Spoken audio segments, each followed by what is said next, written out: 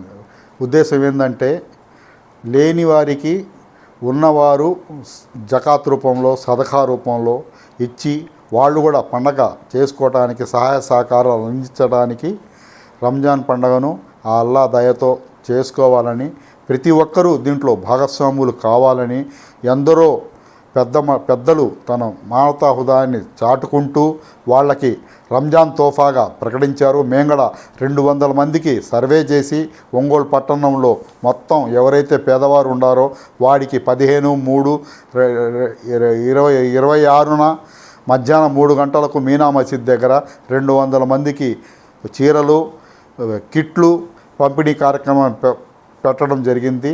దానికి మా కమిటీ సభ్యులందరూ పాల్గొన్నారు. వారికి ఆ ప్రోగ్రాంలో పాల్గొన్నందుకు అందరికీ ధన్యవాదాలు.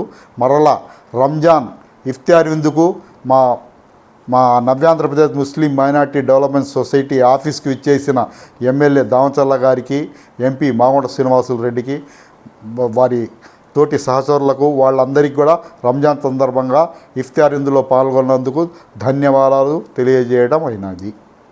ముస్లిం మైనార్టీ డెవలప్మెంట్ సొసైటీ తరఫున పవిత్ర రంజాన్ మాసం ఉపవాసాలు 30 రోజులు నిత్యతోటి ఉండి ముస్లిం సోదరులందరికీ శుభాకాంక్షలు. వాళ్ళని అల్లా దయ వల్ల వాళ్ళ ఆరోగ్యాలు వాళ్ళ ఇది బాగుండాలని నవ్యాంధ్రప్రదేశ్ ముస్లిం మైనార్టీ డెవలప్మెంట్ సొసైటీ ప్రెసిడెంట్గా నా పేరు భాష అంటారు.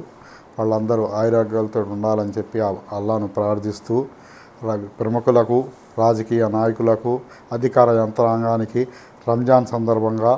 పవిత్ర రంజాన్ సందర్భంగా అందరికీ శుభాకాంక్షలు తెలియజేయుచున్నాము.